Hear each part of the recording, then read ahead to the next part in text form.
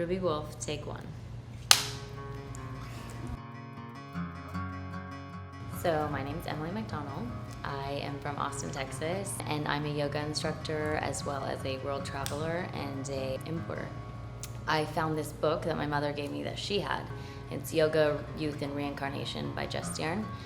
And it was kind of about his delving and exploration into yoga, and it kind of, once I finished it, left an impression and got me like starting on my own exploration of yoga. And I practice a specific discipline. It's Ashtanga yoga.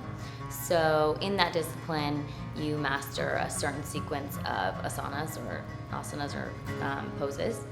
And once you complete those, then you move on to intermediate and then advanced. So I'm still working with the primary series of Ashtanga, and it can be lifelong if you want it to. It really just depends. Once you're really trying to get into yoga, that you should start to come up with your own personal practice. So as small or as big as it is, and try to familiarize yourself with certain poses and just really connect with those, and then start exploring from there. That's what I do in my privates. I like to give people a personal program to where that they can build from and take and make their own. So Yoga Lusting is kind of like a brand I'm working towards now. It encompasses me traveling in pursuit of yoga, searching out new studios, exploring different people's practices and their teachings, and then also I kind of take different, it could be clothes, it could be jewelry, different things that I find in those areas I travel, and I bring them onto my website, my blog, things that kind of take on that specific journey of yoga that I went to. I've been to around 27, almost 30 countries now.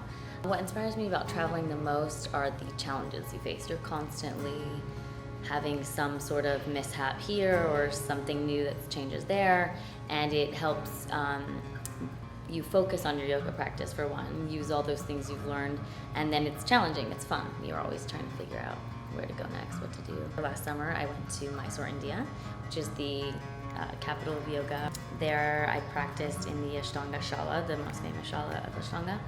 In order to get to the studio, the place I was staying was so much further than I thought it was.